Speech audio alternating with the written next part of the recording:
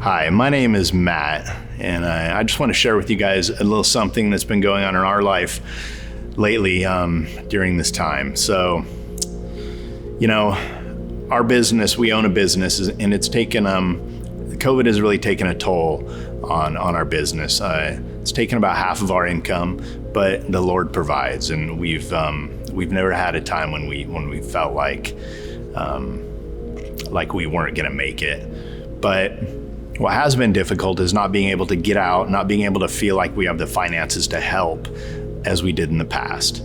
And it really fills us to help people, to whether it's donating money or time.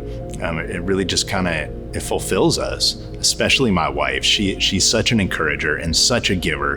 And so to be walking through this time for so long, feeling like our hands are tied, it's just been a difficult spot to sit in as a family. And wasn't too long ago where my wife and I were putting our boys to bed, so it was kind of late at night, and my mother-in-law called.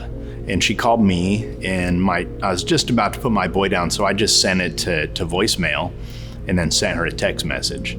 Well, at the same time, she was calling my wife too. And I had thought, man, I just feel like I need to call Mom back right away. Tried to call her back, and the phone was busy, and that's because my wife felt the exact same unctioning, like I need to call and find out what's going on. We both felt like it was something important. And my mom lives in East Sac, and there was a car that had been parked out in front of her house for a little while. And she noticed that there was a family living in the car. And so her, with the huge heart that she has, she decided to go out and just to find out what was going on.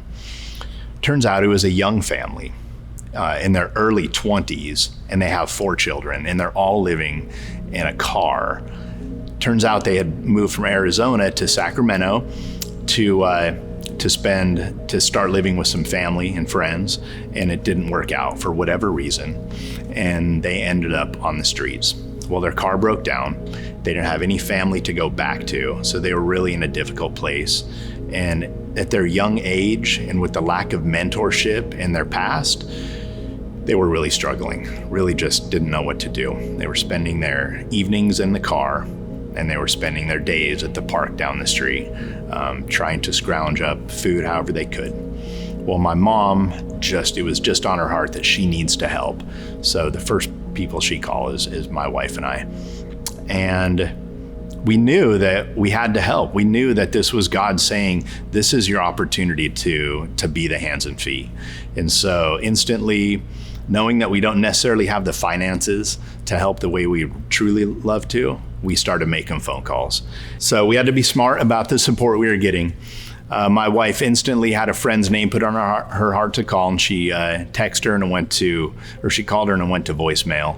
Turns out she was at the march at the Capitol, and she and her friend really just felt this desire that something was going to break and she was going to be needed. And as soon as she got to her phone, she saw my wife had called. She instantly called her back.